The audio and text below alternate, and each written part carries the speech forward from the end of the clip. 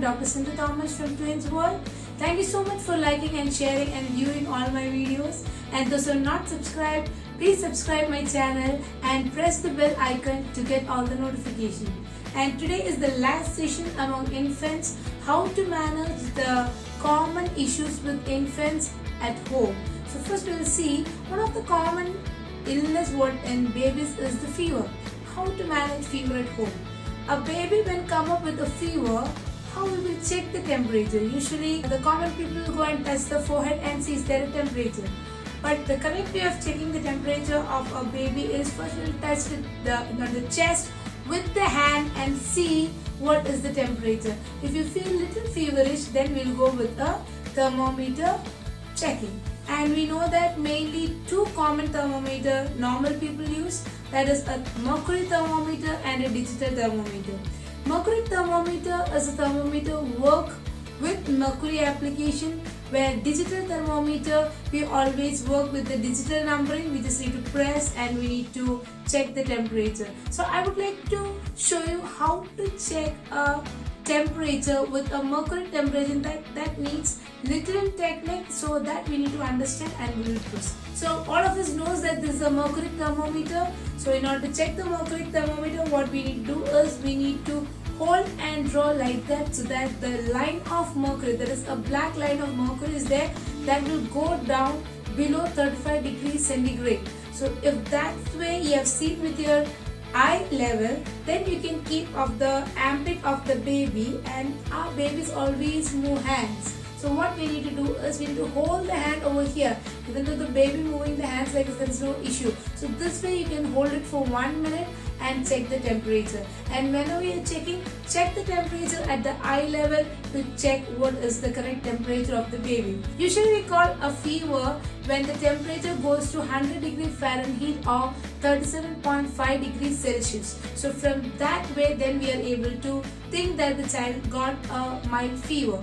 Now what we need to do is, if the child is mummified or swaddled with a cloth, remove those clothes. Any extra clothing are there, just remove the clothes, put on the fan. This is the first way we can think about reducing the temperature. Then you can breastfeed the baby, because drinking more fluids also helps to reduce the temperature of the body. What you can do is, once with these two things the fever is not getting reduced, open the windows and make the baby exposed to a cooler climate, so that by the principles of heat loss, the extra heat of the body can be reduced. Now the thing we need to understand that when the baby's body temperature is not reducing, we can go for a tepid sponge.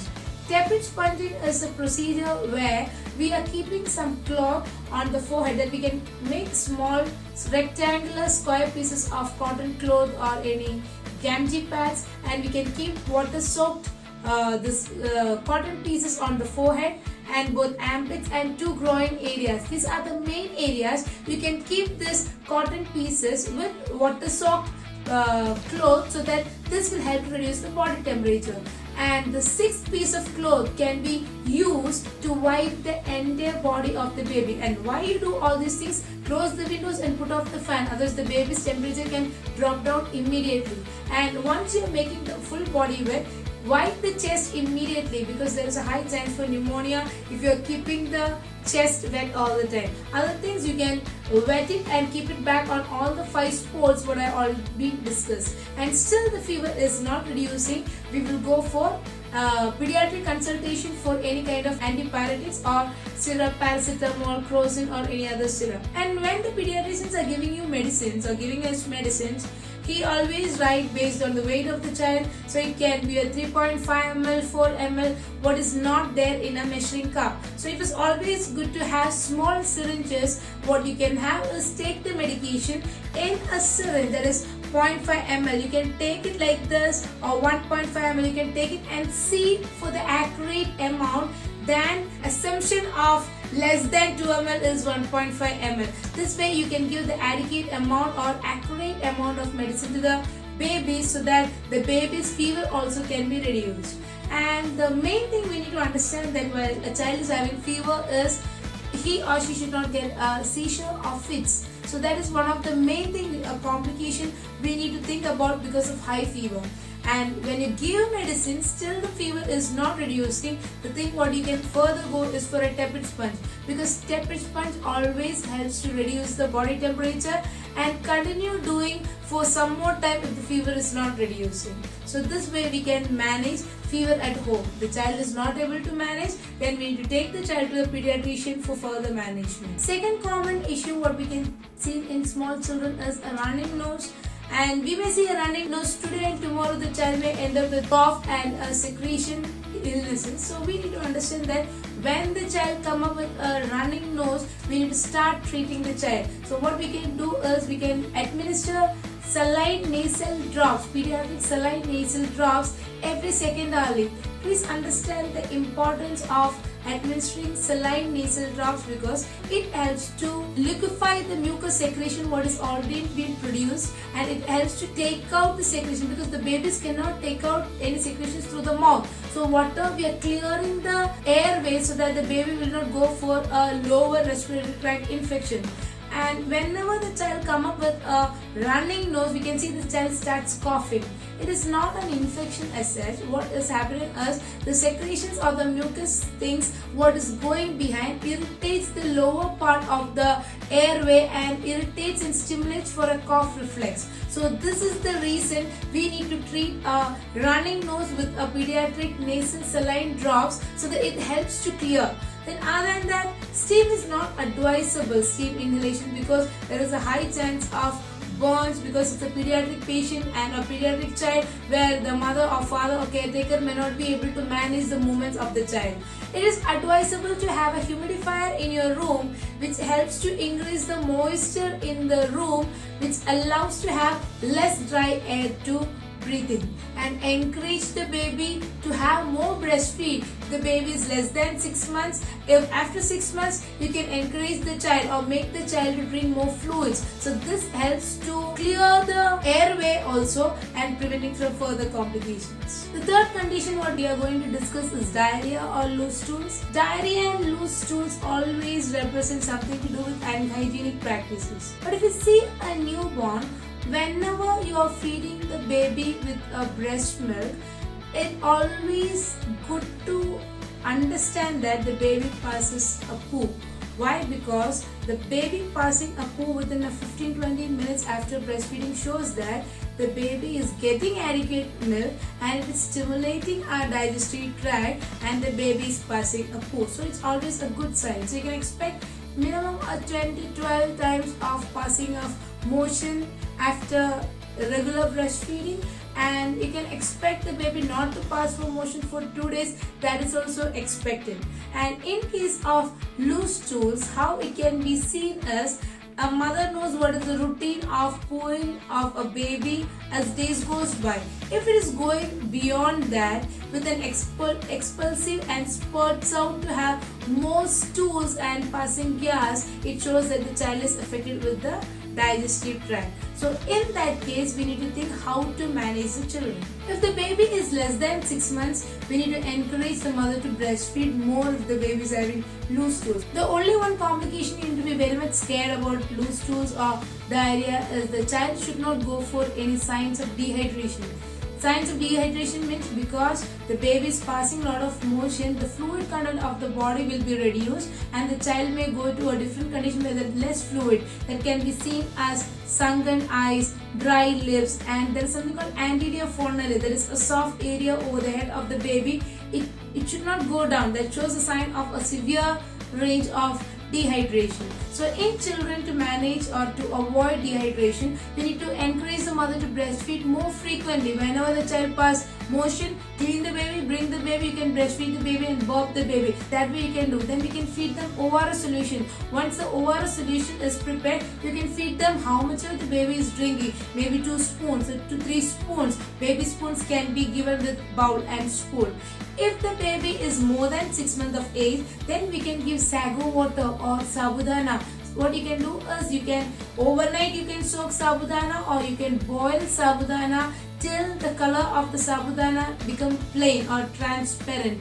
Till that you can boil it and strain the sago or sabudana so that this water can be used to give to these children, so it will be a effective medicine for management of loose stools. Another thing what you can give in case of diarrhea is pomegranate juice. You can crush the pomegranate, strain it and give the pomegranate juice to the child. Other than that, coconut water can be given to the child. Another thing what we can do is curd is a probiotic. Probiotics are always good for the gut of anyone. So what you can do is you can add little jaggery or little salt and you can whisk the curd and you can feed them little by little, so that also can soothe the movement of the bowels. Okay, so these are some of the management we can take up when the baby is coming up with loose stools or diarrhea. Along with these foods, you can also go for dhal water or red lentil soup water. What you can do is boil this red lentils and let it boil in such a way that the fluid content can be a little more thicker, and strain it and give this water to the baby, which is another home remedy for managing the loose stools or diarrhea. Other than that, you can give banana to the babies. Banana porridge can be given, or you can make the child eat banana, because banana is rich in potassium, which manage the electrolytes of the body of the child. Along with that, you can go for arrowroot powder porridge. You can buy arrowroot powder, you can make it a porridge by boiling it with water and you can feed the child. Along with that, Rawa porridge is also good for stomach, and the child can also be given with different juices, and lemon juice is also recommendable whenever the child is being sick. The next minor ailment what we can see in a baby is shivering. So shivering can be occurred immediately after a bath, or immediately the baby will be under the fan, or the baby passes urine and body get wet. So what we can do is immediately wipe the baby, dry the baby and put a cloth or swaddle the baby. So this way we can manage the shivering of the baby. Another important aspect or the common thing what we can see is a diaper rash. Diaper rash is an inflamed skin of a baby which is seen as a red color, especially in the baby's bottom or in the genital area. You can see this thing mainly when the mother or the caretaker is not changing the diaper of the baby. This can happen. Even though the mother is not using a diaper for the baby, still if you're not wiping out properly the area where the urine and this feces is in touch, that also can lead to a reddish discoloration of the skin of the baby. So what we can do is air dry is the first management. When the baby passes urine, tap the area and put little powder. Actually, powder is not advisable in medical advice, but in my practical experience I always put a powder when the slight redness starts. So I put powder so that whatever extra moisture is there is absorbed by the talcum powder or the powder what we are using for the baby. Other than that, what we can do is change the diaper of the baby. If the red color is a little more, keep the diaper open. Otherwise, put more bedding to the baby so that the bed will not get soiled, and make that area dry. And there are different ointments we can use to manage the diaper rash, and mainly we look into the zinc content of this ointment, which goes for a better healing of this kind of disorders.